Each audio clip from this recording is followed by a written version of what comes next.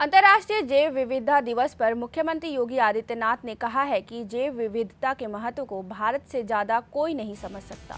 किसी सनातन परिवार में मांगलिक कार्य की शुरुआत शांति पाठ से होती है। वे अपने लिए नहीं होता बल्कि पूरे संसार के कल्याण की कामना के साथ मांगलिक कार्य शुरू होता है। ये वेद की स्तुति के साथ शुरू होता है। अगर मनुष्य को जीवित रहना है तो संसार के बारे में सोचना होगा। वेदों में कहा गया है कि धरती हमारी माता है और हम इसके बेटे हैं। मुख्यमंत्री लखनऊ के इंदिरा गांधी प्रतिष्ठान में आयोजित कार्यक्रम में बोल रहे थे। उन्होंने कहा कि जैव विविधता दिवस के आयोजन का उद्देश्य यही है कि प्रकृति को बचाते हुए सशक्त विकास को बचाया जाए।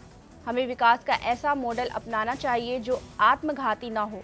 प्रकृति और मनुष्य पुरुष का समृद्ध रूप से ही पर्यावरण है। आज हम ड्रेनेज और औद्योगिक कचरे को सीटीपी से ले जाना चाहते हैं, जबकि सामान्य ड्रेनेज के लिए सीटीपी की जरूरत नहीं है। मुझे कभी कभी जीवों के अचानक बदले व्यवहार को देखकर आश्चर्य होता है।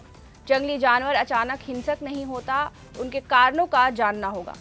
210 करोड़ पौधे लगाकर हमने वन दायरा बढ़ाने की पहल की है। बायोडायवर्सिटी का हमारे जीवन में क्या महत्व है, मुझे लगता है कि भारत से ज्यादा कोई अन्य इसके महत्व को नहीं समझ सकता। आप याद करिए, जब भी किसी भी सनातन धर्मावलंबी के घर में कोई मांगलिक अनुष्ठान होता है तो शांति पाठ होती है। उस शांति पाठ की शुरुआत केवल वहां पर रहने वाले व्यक्ति के कल्याण के लिए नहीं होती है। उसकी शुरुआत ही होती है कि द्यो शांति, पृथ्वी शांति, अंतरिक्ष शांति, आपह यानी जल में भी शांति हो। यानी वह संपूर्ण चराचर जगत के कल्याण की कामना के साथ वह मांगलिक अनुष्ठान शुरू होता है। और यह कहां से आया?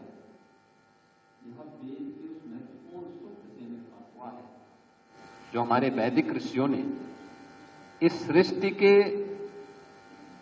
संरक्षण के लिए हम सबसे एक आश्वस्ति चाहिए थी। यानी वैदिक ऋषि किस बात का आश्वासन हमें चाहता है? इस बात का आश्वासन चाहता है कि अगर मनुष्य को बने रहना है तो याद रखना, हमें इस चराचर जगत के बारे में सोचना पड़ेगा। केवल मनुष्य के बारे में नहीं, केवल जीवों के बारे में नहीं, केवल जंतुओं के बारे में नहीं,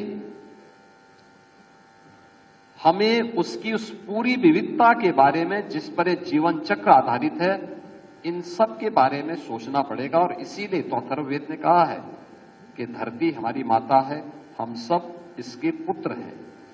तो एक पुत्र के नाते हम अपनी जिम्मेदारियों का निर्वहन कितना कर पा रहे हैं, यह आज एक प्रश्न हम सबके सामने है। और इसीलिए दुनिया के मंचों में 1992 में इसमें चर्चा प्रारंभ हुई होगी। प्रधानमंत्री मोदी जी ने दुनिया को इस बात के लिए आश्वस्त किया कि 2070 तक भारत नेट जीरो के लक्ष्य को प्राप्त करेगा। लेकिन इस लक्ष्य को प्राप्त करने का काम केवल सरकार के स्तर पर नहीं, बल्कि हम सबके सामूहिक प्रयास